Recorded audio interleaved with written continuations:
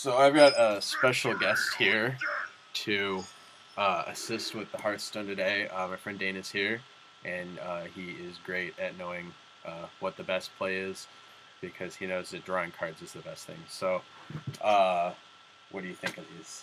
Do you keep any of these guys? I would probably not keep any of these cards. We've got a combo of Technician and Demolisher. Yeah, but there's a distinct lack of 2-drops, and we're on the play. Okay. So it seems like wanting to get on the board early, especially against a Warlock would. I mean, against anybody really, but I think I would want to get on the board, and I would not want to keep any of these to try to get a 2-drop. Okay, so we'll put these guys on. I mean, looking at the deck earlier, there were only like, what, 5 or 6 2-drops in here? So yeah, I don't think they're out. Look at that curve. That's, I mean, if only the 2/7 were better. Yeah. Oh, good. We got a real card. I like the monkey a lot. I'm a fan. Yeah, the monkey's very good. He's good at all stages of the game, I found. Yeah. He's I mean, we were just talking. We were talking before we started this about Spider Tank, and actually comparing it to the Demolisher that we put back. Oh, perfect curve. That was pretty good. We did it on purpose. That was a really fast selection from your opponent on the Dark Peddler too.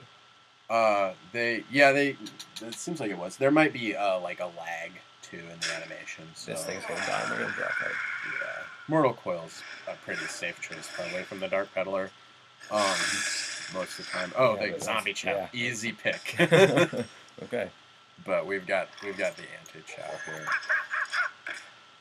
We were just talking about like Spider Tank versus Demolisher before this, and this guy's just like Spider Tank plus.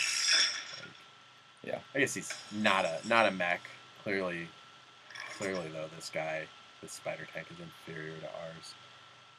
What do you like here?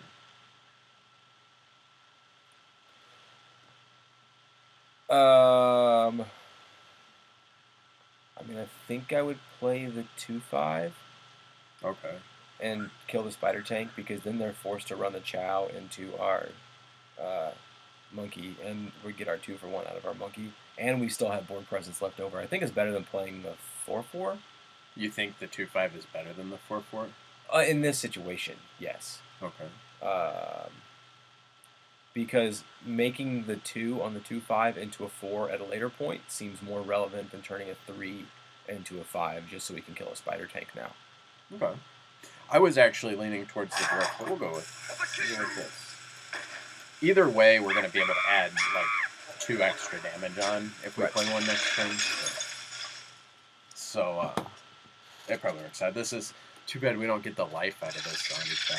No. You can't have everything. That's why zombie chow's so good. Yeah.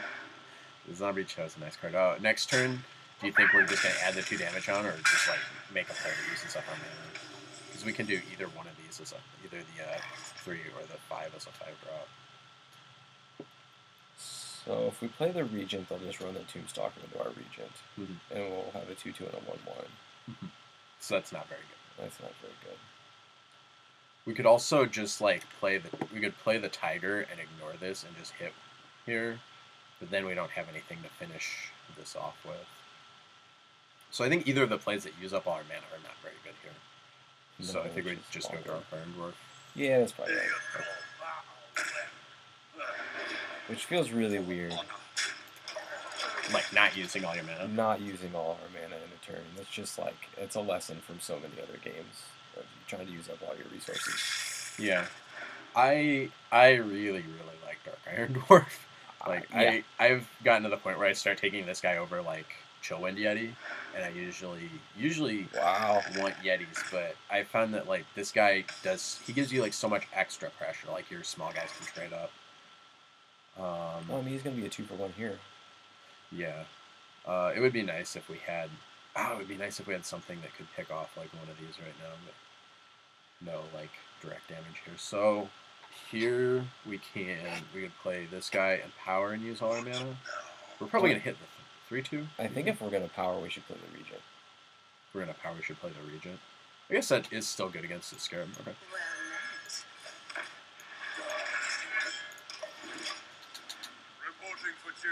This is if we can get to I always want to call these soldier tokens. Yeah, they kind of are. Yeah.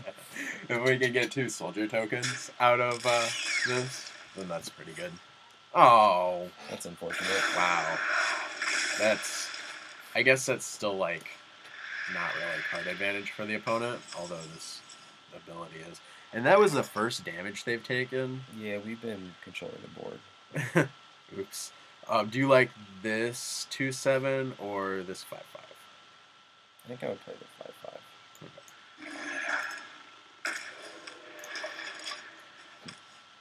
We've got the armor, so we can just fatigue him out. Just 17 more turns. Yes, we'll get there.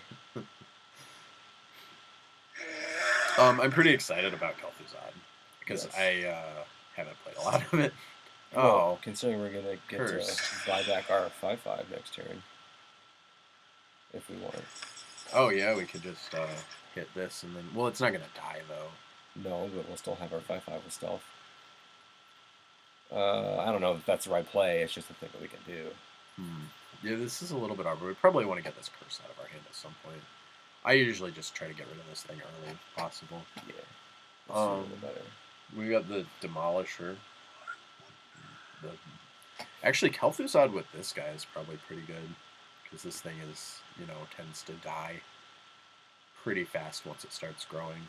Like this thing becomes a big target. So they can't. If we play that, they can't just straight up kill either of our creatures. So if we hit them in the face and play like the 5/5 or the 5 mana thing and then use our power. I wish the power was better. Well, I think it's better to get the curse out of our hand. Oh yeah. First, that's kind of like gaining 2 armor because we're going to take the damage every turn from it. Yeah, that's fair. And that means their card was they just spent their 2 mana to do 2 to us, which is not great. I mean, it's not a bad rate, but it's not a very good use of a card. This guy is, I think, a pretty good use of a card. Yeah, it's a pretty good use of a card. Things that say draw a card on them are usually pretty good uses of cards. Do you think they got another zombie chow? I don't know. They thought for more than 3 seconds, so. Oh, this is perfect. Now it helps this one doesn't die. For seconds. So. Yeah, that does work out pretty well, actually. Yeah, we've actually got a kill for this thing here. Maybe we could just do this pretty safely, right? Yeah, I think so. Yeah. So our guy is now a 5/5. That's amazing. We have a Jormungandr? I actually like Jormungandr quite a bit. Just as a card, like that 9 on the back end means that it sticks around and is easy to gain card advantage out of. Okay. We could also have this 2/7, the much worse 2/7. We would play like this and Demolisher. That's not as good, is it? I don't think so because I think there's a good chance that they run their dragon into our. What is that thing called? The 5/5. The Berserker. Guru Bashi Berserker. Yeah. And meaning that they'll have a 4/3, and then even the 2/7 doesn't even trade into that. Yeah. Okay, so that's. If our guy survives here and comes back from the Kel'Thuzad, that's amazing. That does seem pretty nice. And unfortunately, they didn't leave us with any way to get it killed right away, so. Smart play from this Warlock. We don't have any way to get either one of these guys killed right now. But we can do this. I think that's pretty safe. Yeah. So that is probably pretty, clear attacks. And now either one of our guys dies, so maybe this is the point where we play a Kel'Thuzad. Or I guess we could play this. We could, It's either drop 2 4s or play the Kel'Thuzad. I don't think the 3 mana creatures are the correct thing to play this turn. Yeah. Which one do you like better? Do you think it's better to go for trying to protect these guys a little longer? Get a big turn out of Kel'Thuzad or play this and No, I think we should try to get our value out of Kel'Thuzad now because it's a pretty good value right now. Because if they don't have a way to kill the Kel'Thuzad immediately and we get to have our turn with it, then we can just run our 2 guys into his and get them back. Okay. It sets us up pretty well. Yeah. They're not going to kill either one of these guys. Or, they're not gonna kill either one of these while he's out. No. But I feel like maybe if we play the 4-drops and try to like go another turn, we're pushing our luck. So we've got 7 damage for this Kraken, which is probably pretty good. We could also just big game hunter it. We can actually clear the board. We could big game hunter on the Kraken, and we can send the 2 into this 4-2. That seems better because I mean, how often are we gonna have a target for big game hunting? Yeah, I think it's a card that's worth saving. Like I almost always just save it, no matter what like mode I'm playing. We would probably have a what 4-drop do you like best? I would rather play the taunt. No, the 2/7 because I think the taunt has surprise value. Well, I was thinking it can protect this in case they have like a charge guy. I kind of like the taunt. Okay. So Let's put it. We need to play around. We need to play around betrayal. I was just saying, does it matter? I can't even though it's not a rogue. But like this is really good against a lot of cards that are not in our opponent's class. That was their pick from the Dark Peddler. That's a really bad card. This was their pick from the Tomb Spider, so they just went big with that one. Oh, you missed, you stupid demolisher. That's okay. Our face isn't gonna miss. Are we? Do we have? We don't have lethal, right? We've got 12 here, so we're pretty close. We're actually 1 short of lethal with this axe, but we're just gonna axe this 9/5, right? Yeah, I think so. Rather than give up a minion for that. Hang on, don't attack yet. Should we use the? Should we gain life? Or? We can. I mean, we could use this at any point. Okay. But yeah, we may as well. Well, I mean, before we start attacking. Yeah, I guess I should have thought that out a little more. Probably the 2/5 into this 3/2 is safe, right? Because then we don't. Then we get to do 2 extra damage to the opponent. I think I might just run everything into the face. Do you disagree? We put him at 10 with that. I like controlling the board in case they have the thing that gives us +4/+4 until end of turn. Yeah, but then we still have them dead with the axe and the Jormungandr if we put them at 10. Okay. So they have to have a way.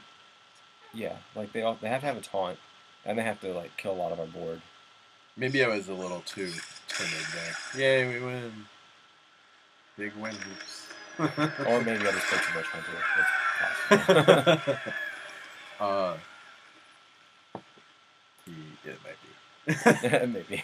Yeah. Well, okay. So then we